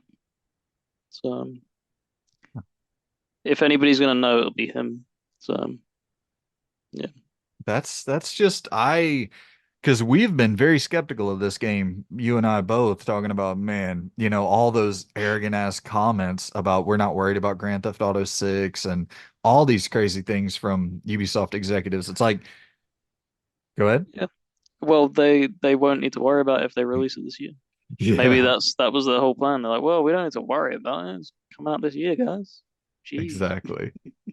Exactly. Get it out in 2024. That's been my big hope, because this is my most anticipated game for the rest of the year, without a doubt. So I am very much, I'll definitely be tuning in to that story trailer tomorrow, and I'm hoping to God we get a release date that drops thereafter. Did you see that speaking of Ubisoft, Prince of Persia, where we're getting a new Prince of Persia game this year from the Dead Cells developer? I didn't. Yeah, we're getting a Very bizarre. And they are doing crazy collaborations. Because they yeah. ended up like securing Castlevania into Dead Cells as well, which was like a massive get for them. I wonder if it's going to be the same type of thing, where it's just a Dead Cells cross Prince of Persia game. But Tom Henderson, owner of Insider Gaming, he said that this will be revealed in April this month, and that this Prince of Persia game will release on May 24th. So this is going to be a really quick turnaround. Yeah, I couldn't say. That they're not shy from crossovers, but they could also be, you know, having made the game alongside doing these Dead Cell updates because they don't take all that much compared to actually making the full-fledged game when you're just doing these crossovers. So that'll Yeah, be interesting. But really, two, because it would be another 2D like platformer-esque. Two of right. them in 1 year. Two of them in the first half of the year too. That just doesn't Uh, seem too smart. so that's what kind of pulls me towards maybe thinking it's a crossover more so. Yeah. That that would So, that would make a ton of sense to me. Ubisoft has a lot going on right now, man. I mean, there's rumors right now circulating that Splinter Cell is going to be at this Ubisoft Forward. We know that Assassin's Creed Red game is cooking. We know that damn Far Cry 7 is cooking. Uh we know that Baldur's Gate, Beyond Good and Evil 2, we know that's probably not cooking over at that Ubisoft. One thing we is can be fair. raw as hell. That's in the freezer still. They keep forgetting to pull the thing out. Absolutely. That's one thing we can be certain about in this ever evolving, changing video game landscape is that Beyond Good and Evil 2 once again will go another year without seeing anything on this damn video game. But a game we did see some stuff about. Shout out to Eternal Strand. This ties back into Ubisoft. This is coming from some ex Ubisoft and EA talent, specifically some ex BioWare talent. They're creating this game called Eternal Strand. And I really want to shout out Shinobi 602. He put up a great tweet detailing just what this game, and I'll obviously have it linked. He put out a really good tweet detailing what this game is setting out to do, what this game is setting out to be. And I just jotted down some info that really stood out to me. Um, the main thing I want to shout out, and I think you'll appreciate this, Lunar. I'm assuming that this is the thing that probably caught your eye, is the Dragon's Dogma 2 climbable Uh, enemies, the Shadow of the Colossus sort of climbable enemy vibe. What'd you think about this trailer? yeah, no, it looks like a really strong like foundation for a game. We obviously didn't see all too much, but the combat, even just like because he had like a massive blade as well, having like an ability with that. So, like even just the weapon skills that they were showing as well as the climbable combat, it looks really strong. And they mention, I don't know if you caught it, the temperature plays a big part in the game, which is Yes. very, very interesting of saying like, battling like a dragon's fiery breath with something that's like ice related and stuff. So if they can pull that off and make it feel really impactful, like having like when the fire hits the ice, then it shatters and stuff like that, that would be really, really cool. Well, and also they talked about how like the world where if you are, say you're fighting a dragon or an enemy that does fire attacks and they engulf the grass with flames and that'll do damage to you if if it hits you and you like if you try to run towards the fucking enemy and you're running alongside the grass and you get caught on fire, it's obviously going to impact you. But if it's raining outside, the grass won't catch fire. So like these sort of dynamic weather effects that would take place in battle, that's very, very innovative, very interesting. Um, and yeah, they're talking about every surface in this game world can be climbed, a very physics-based world encouraging exploration. And I don't know, I thought this looked really, really damn cool. And then the Mike Laidlaw, he is the Yep. ex-creative director for Dragon Age, so you're kind of thinking maybe there could be some storytelling chops thrown in this as well. Nothing that we've seen really would suggest that there's going to be some great epic story. It does look more like a Dragon's Dogma 2 where it's just all about the combat, but who knows? We could very well see some solid ass storytelling in this as well. But you saw like puzzle solving, like you're I don't remember exactly what it was in the trailer, but you're essentially like using some ice ability to cast across this gap to be able to you're like jumping onto the ice to cross the other side, the gap that there's like a destination you're trying to reach and you're using this ice ability to get over to the other side. Like there was some really, really cool shit in here. And once again from Tom Henderson, he said that it's launching into early access May 24th. So I guess people will get their hands on this fairly soon. I think that's really, really intelligent to do as well, is give this game early access because the things that you're describing there is kind of what Divinity put as well into like the foundation as to what they also brought over to Baldur's Gate is like every surface in their games has like you can put uh like oil onto it and then fire and then you have a lot of like adaptable environments that you're able to interact with. That's something that really has been missing from more like traditional like RPGs and stuff like that. They seem to be really fixated on, oh, look at this, it's a beautiful big open world and stuff. It has hardly any interactability and stuff like that. So if they can like find that perfect like bridge between making it nice, we don't want it huge, but like, a decently sized world and have it be able to be interacted with these spells and all this, like that's crazy. Absolutely. I'm really, really excited to see more on this. And hopefully when it goes into early access, it can come out, a year or so from now. And then we can actually be playing the 1.0 version. It seems fairly far along from the Yeah. IGN gameplay and all that shit. So absolutely. Eternal Strands, one to keep on your radar for show. Hellblade 2. Speaking of games that are not over bloating theirself, Hellblade 2 has finally we got some previews, some hands-on previews. I watched the IGN and GameSpot one.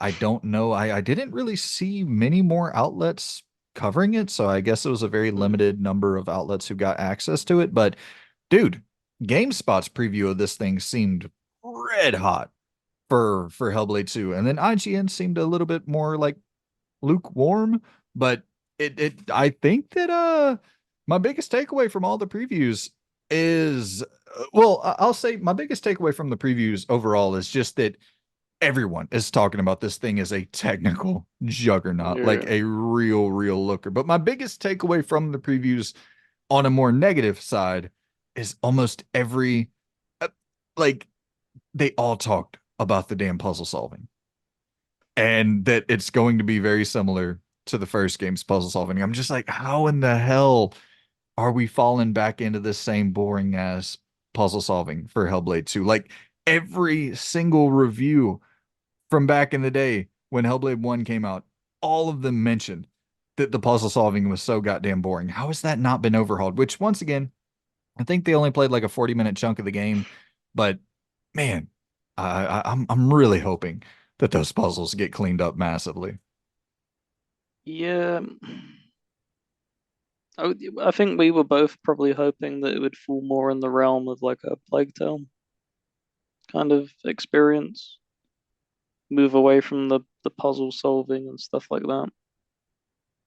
Because it's also meant to be fairly. They even said it's going to be like a similar runtime to the first game.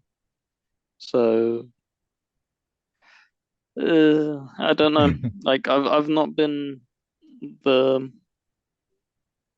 too hot on it from the get-go.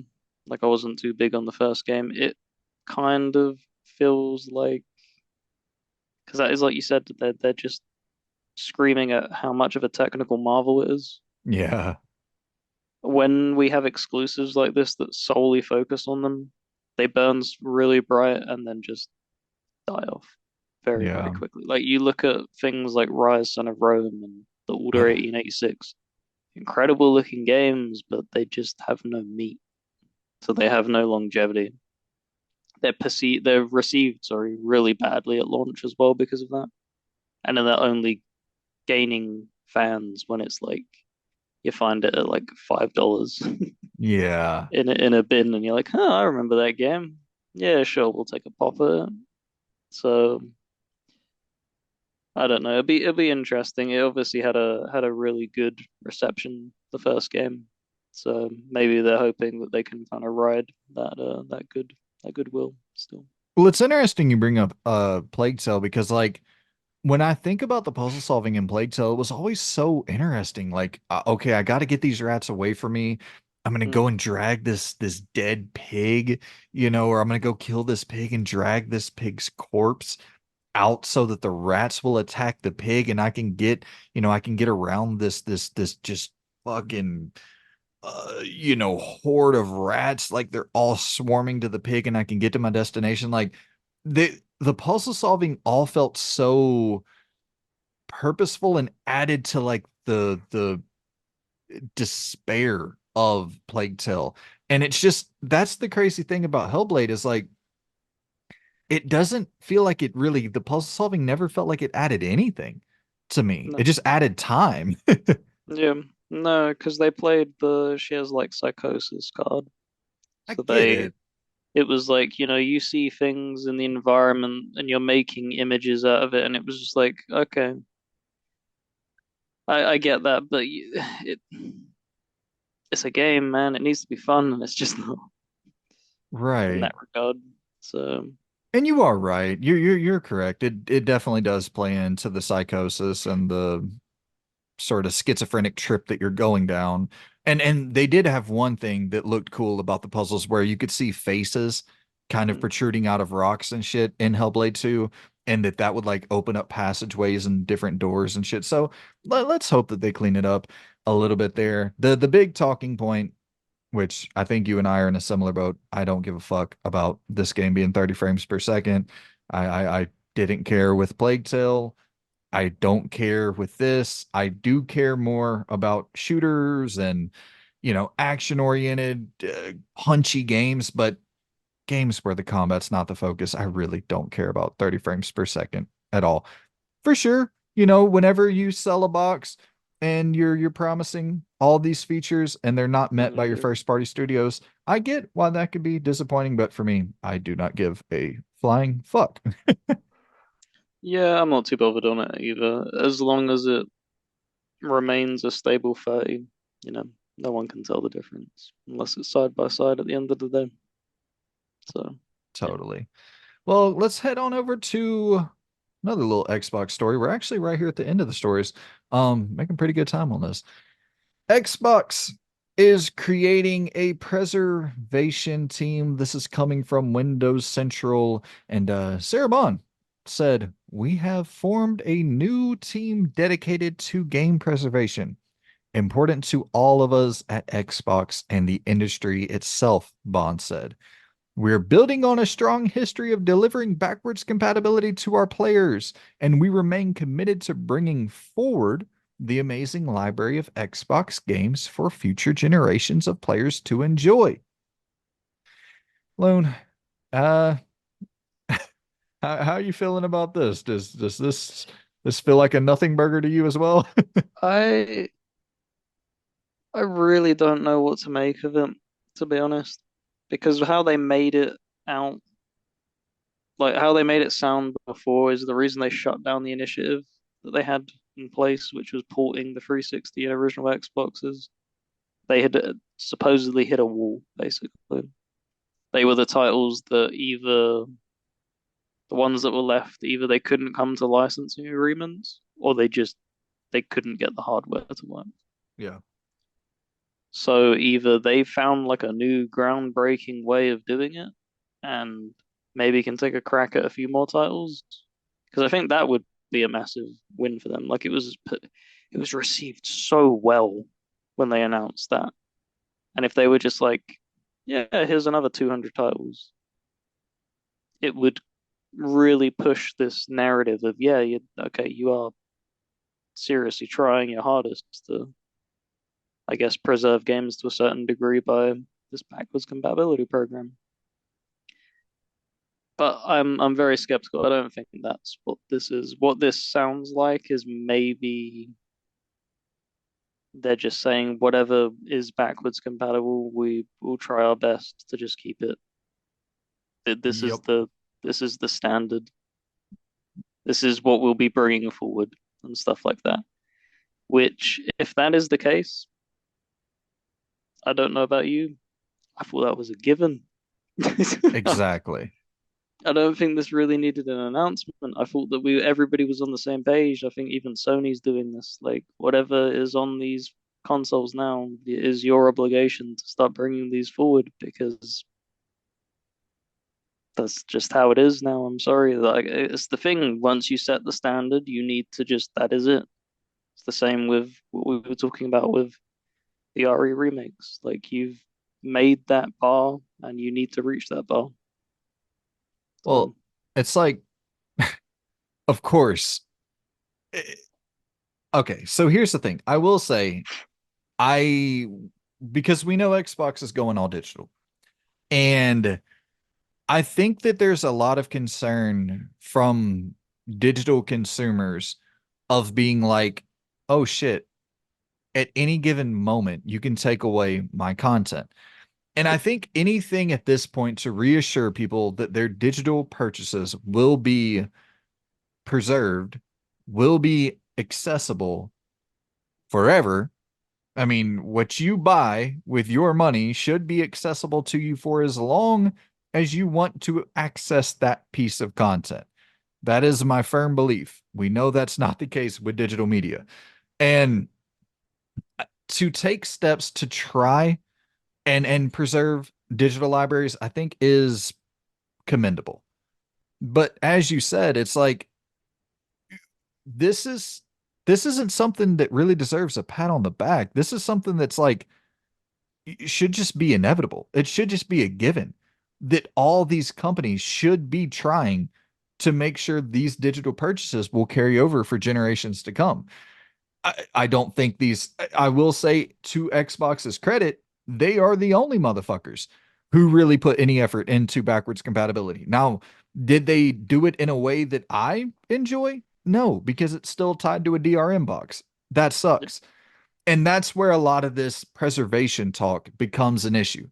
You cannot preserve anything that is attached to required internet connection. It's like those two things are totally antithetical to one another. If you have to have the internet to boot up your system, what are you preserving it for? Like those two things are directly at odds with one another. So it's good news that Xbox is looking into a solution. I hope that solution is that the next console is not as internet dependent as this one is. That would be my only silver lining. yeah, I don't know about that Oh, one. I doubt it. I doubt it as well. Mm, yeah, they like that iron grip on their plastic boxes. Yeah. And a lot of people pointing out Hellblade 2 is not getting a physical release. And Yeah, it's like, that's baffling. It's just like Jesus Christ, guys. You literally came out at the start of the year and was like, "Yeah, physical media, we still love it, and this and that," and then it's just like, "Oh, but Hellblade's not getting a physical, guys." So the only thing I can think of is maybe they're partnering with Limited Run because they've obviously had that tie and they're dipping into them more and more. So like High on Life getting physicals and stuff like that. So that's the only thing I can really make of it. I think maybe 2 months, 3 months down the line, Limited Run will be like, hey, here's a physical pre-order. yeah. No, and I mean I'm fine with that route. Honestly, I'm fine with that route because those companies really try to go out of their way to remove a lot of those DRM requirements. And they try to, have all which you can't remove it with Xbox, but they try their best to make sure that all the content of the game is on the disc. And like those are things I do appreciate. So I'm all for that. And if that's something that this is what I really want from this announcement is that at the showcase, this in June or whatever, which there's been a lot of rumors about that, which who cares? But it's like shit that, of course, people are talking about Gear 6 is going to show. It's like, yeah, I bet it is. It's been since 2019 since the Coalition put out a game. I would assume Gear 6 is probably going to show up there. So I don't know. I didn't find any of that all that fascinating. But what I do hope is that at this showcase that, you know, we actually get information about this, that it's not just a statement thrown out and then we never hear, like, give me context, give me a plan of action. Like, what does this preservation team, what are they going to do? Does Yep. this mean, okay, preservation, a part of it is partnering with Limited Run, and then they're going to ensure, God, that would be incredible. yeah, because if it's like every first party game releases through Limited Run a couple months later after all the patches are ready to go and on, dude, fuck yeah, I'll buy all of them bitches. Absolutely. And also, if it's not going to be that, I do think this sounds so petty, but like if it is going to be more focused on the digital library, do you have anything to say about the people who bought thousands and thousands and thousands of dollars worth of physical games for your past generations? Like, are they just like null and Yeah, void? what kind of idiot would do that? I don't know. It's just like Yeah, because if no, they definitely there needs to be something more than this bland statement. We need an idea of where their head is at, what they plan on doing, um, either with, like you said, partnering with them, doing something to change the way that their digital services work, or you know, I know like unless it really is licensing issues and hardware issues that they really did hit a roadblock, but like the coolest thing they could do here would just be like, here's a bunch of more games. Here's Alpha Protocol backwards compatible. Here we go. well, I think that's gonna happen. I do think that's gonna happen with it coming back to GOG recent or yeah, GOG GOG, is that right? The digital Yeah, storefront? yeah, Yeah. GOG. Yep. Yeah. With it coming back to, and I think also Epic as well. It's you can play it there now. So I think it will come to Game Pass at some point, I would imagine. But the what I really hope for, and I think this is because we could get into all the outlandish hopes of like, oh, I hope that they have a fully backwards compatible, new X. It's not going to happen, right? We know it's not going to happen. What I hope for in a realistic scenario, and I know that this isn't great. This isn't the best case scenario, but I think it's the best realistic case scenario, a detachable disk drive with a Hmm. one-time check-in. You check in once with the internet, and after that, you're off to the races. That's still DRM. It still sucks. Better than nothing.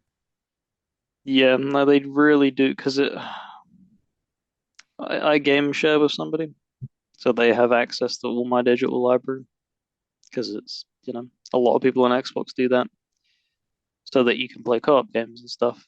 If I even get like a blip of like say like a 15-second downtime of like the internet, it will boot you out of whatever you're playing and being like, you don't own this.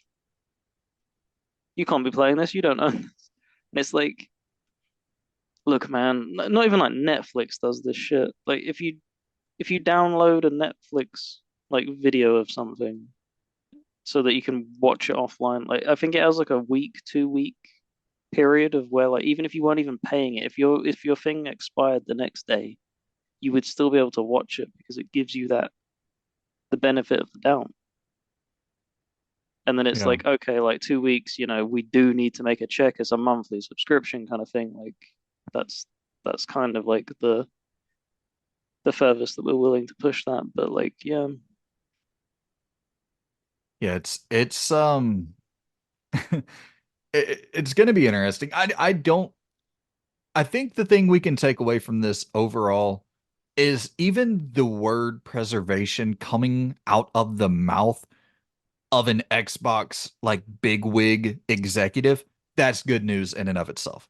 The fact that they even acknowledge preservation is good news in and of itself. So we'll stay somewhat positive with keeping our expectations somewhat realistic, I yep, think is the main absolutely. takeaway.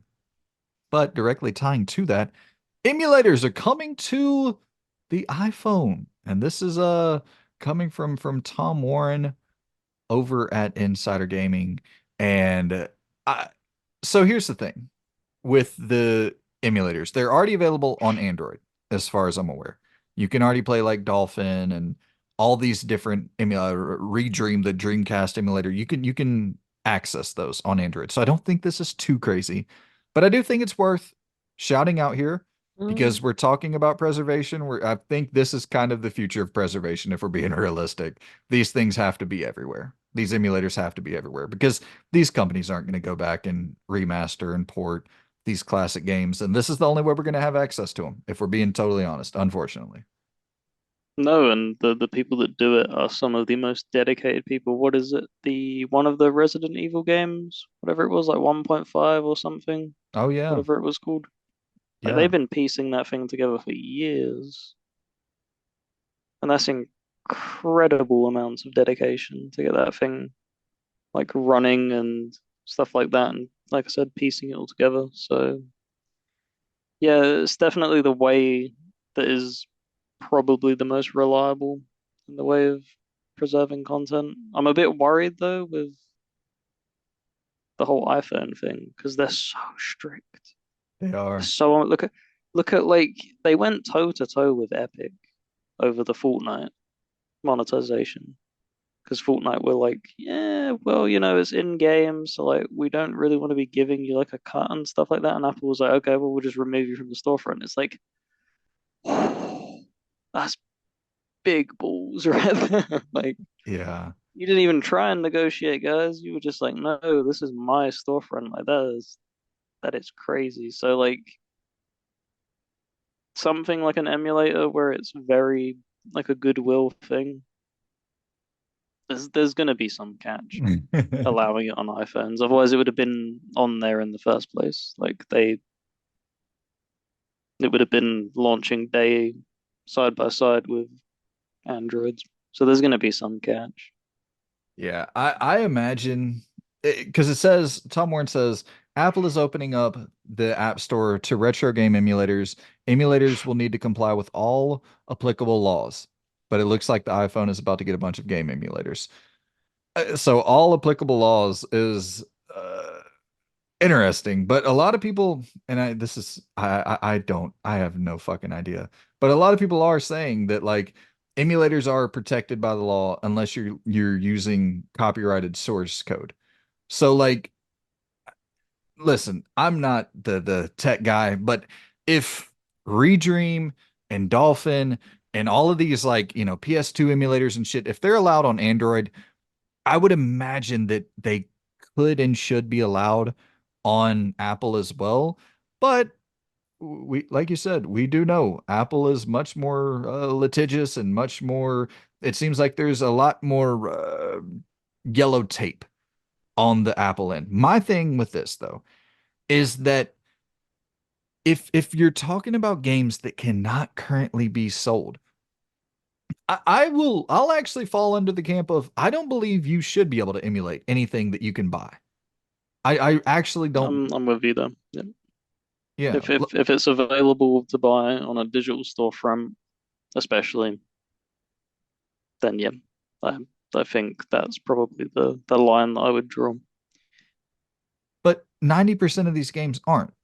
And Hmm. that's where it becomes like I'm all for if a publisher is not selling their game and they don't give a fuck about having it available and having it preserved for the future generations to be able to check it out. Because like people like you and I, we love going back to older games and trying to gain more knowledge and understand the industry more. The only way you can really understand the industry in any, which we'll never be able to understand it in any full capacity, but like the only way you can understand Metal Gear now is by playing classic Metal Gear. The only way you can understand Resident Evil now is by playing classic Resident Evil. And not saying the only way. And thankfully, with these remakes, we are having modernized ways to experience it. But a lot of people want to see the difference between those and check out the full breadth of the catalog. And I think the only way to ensure that this medium is preserved in any meaningful way is to give people the content of yesteryear on devices from today. And what is the one device we all have sitting in our pockets at all times? It's our iPhone. It's our some people have Android. Like it's the our phones. And these things are they're more powerful than the Switch. So it's like well, you know what I mean? But realistically, I would say that iPhone, iPhone 15 playing RE4, like that's I would say more powerful than the Switch. And so if these games, because we're talking about PS3 and earlier for everything that's going to be emulated, it can all be emulated just fine on the phone and ran just fine on the phone. And also, we're talking about phones now with 120 gigabyte storage, 500 gigabyte storage, a terabyte storage. Most of these games are less than 2 gigabytes to download. So they're not going to take up any space. You could be able to play them natively. Like, I don't know. I think that I think emulators, having these emulators on the phone is really the only solution for preservation. And hopefully at some point on console as well. Yeah. But yeah, and I think that's all the news for this week, man. Is there anything that I did not go over here? No, we touched it. It was all ticked on my side.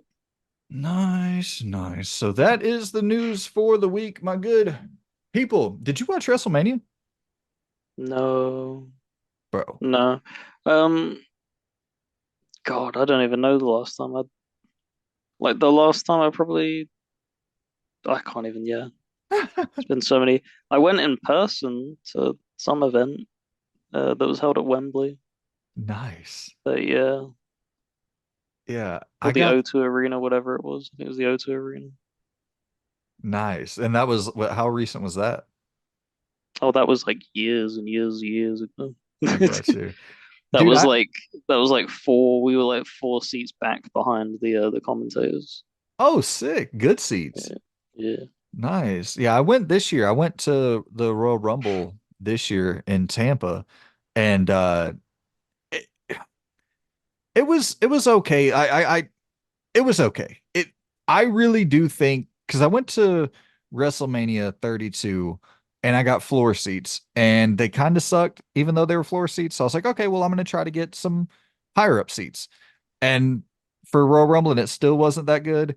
And I was like, all right, so you're paying a lot of fucking money for these Mm, seats, regardless of where you're sitting, unless you're at the absolute nosebleeds, you're paying a lot of money. So I was like, I think I'm just going to because I brought buddies with me and none of them were like real wrestling fans. Like one dude was really into wrestling and but the rest they were just kind of there for the experience. And I was like, dude, this sucks. The only way this is going to be fun is if we're like front row. So I think I might say F all the pay-per-views from this point forward. I don't think I'm ever going to go to another pay-per-view live, but I think I am going to save up some cash and go to a front row SmackDown or Raw mm. at some point just to try to I want to get one like great live experience because I haven't really had one yet. But anyways, WrestleMania, dude, so sick. So fucking sick. I've been out of wrestling for years and years now. I think we're at because Triple H is running everything now. He's like Yeah, I heard. Yeah, because Vince stepped down, right? He's yeah, like heading it. step down is a generous way of putting it, but yeah, he's out of Oh, there.